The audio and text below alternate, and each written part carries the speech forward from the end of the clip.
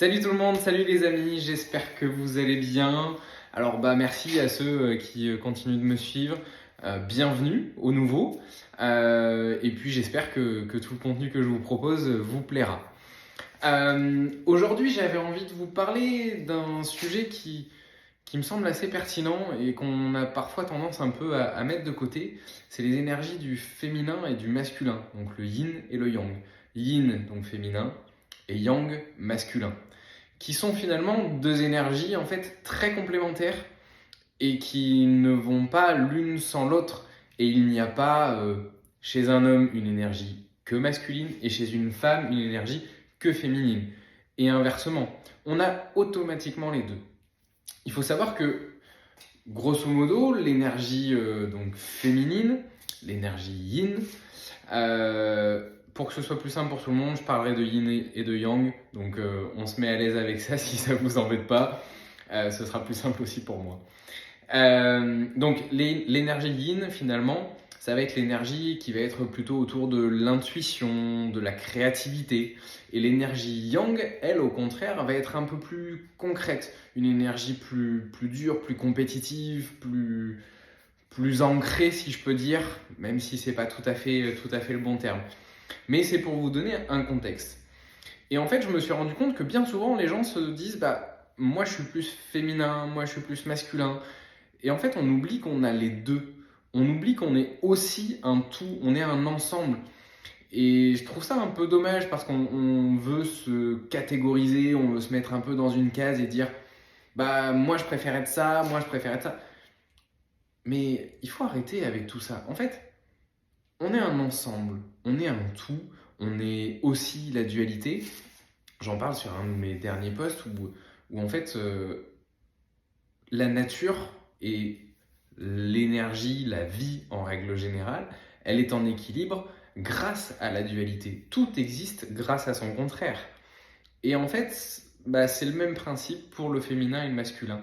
Il y a automatiquement les deux, et les deux sont imbriqués, ils sont comme ça, et on ne peut pas les séparer. Donc, il faut aussi savoir accepter un peu ces deux énergies. Donc, je voulais faire une vidéo assez rapide, assez simple, sur un thème global. Peut-être que si ça vous intéresse, je ferai une vidéo un peu plus spécifique sur l'énergie féminine et une autre sur l'énergie masculine. Mais en tout cas, j'avais vraiment envie de parler de tout ça, parce que je pense que c'est assez important de remettre au centre qu'il y a un équilibre à avoir entre tout. Bien évidemment qu'on a certaines dominances. Ça peut être, personnellement, j'ai une dominance d'énergie féminine parce que je préfère la créativité, je préfère un peu l'intuition, je préfère tous ces côtés-là qui m'attirent un peu plus. C'est pas pour autant que je suis féminin en soi. C'est juste mon énergie à proprement parler qui est comme ça. Vous voyez? Et on ne va pas apparenter ça à de la sexualité. Il faut faire un peu la distinction dans tout ça. Et il n'y a aucun mal à être ou féminin ou masculin. Si toi tu es plus concret, si tu aimes les choses un peu plus carrées, un peu plus posées, ou si tu es vraiment dans la compétition, ok, pas de problème, tu peux avoir une tendance à avoir une majorité d'énergie masculine. Et c'est pas un problème. Et enfin, moi je suis tout à fait ok avec ça et ça me va. Au contraire, on a besoin d'avoir les deux. Après, je pense qu'il est juste important de remettre un tout petit peu de conscience sur ce qu'on est, comment on fonctionne et qu'est-ce qui derrière va aussi nous permettre d'être avec les autres. Et le fait d'avoir conscience de qui on est et de ce qu'on est, de l'énergie aussi qu'on dégage, et ça c'est très important, eh bien ça va permettre de simplifier toutes nos relations. Donc n'essayez pas de vous mettre d'un côté ou de l'autre, essayez juste encore une fois de remettre un peu de conscience, de vous observer et de se dire ok, comment je suis, qu'est-ce que je préfère, et on va se servir de toute cette énergie-là pour aussi aller vers notre, si je peux dire, vers notre zone de génie. Parce qu'en fait, on est forcément attiré par les choses qu'on aime faire. Et c'est là où on se sent le mieux, c'est là où on se sent le plus efficace. Et bien souvent, c'est là où on est le plus performant aussi. Voilà, donc c'était juste un petit rappel sur tout ça, si je peux dire. Aucun jugement, Soyez juste dans l'écoute de vous-même, dans l'écoute de vos besoins. Observez-vous, qu'est-ce que vous aimez chez vous ou pas, qu'est-ce que vous aimez chez les autres ou pas, et posez-vous la question, est-ce que moi je suis plutôt concret, plutôt intuitif? Est-ce que j'ai les deux? Ça peut être un équilibre parfait, c'est tout à fait possible. Et vous pouvez être à 90% masculin et 10% féminin. On parle bien d'énergie, hein. Il n'y a pas de problème. Donc, soyez comme vous avez envie d'être. Et surtout, vraiment, c'est hyper important, ne vous jugez pas. Voilà, moi j'ai mis longtemps, je vous fais une petite aparté sur moi, j'ai mis pas mal d'années à comprendre qu'effectivement, il y avait ce yin et ce yang à l'intérieur. Ces deux énergies-là qui bouillonnent, qui travaillent ensemble et qui font qu'on est tout simplement.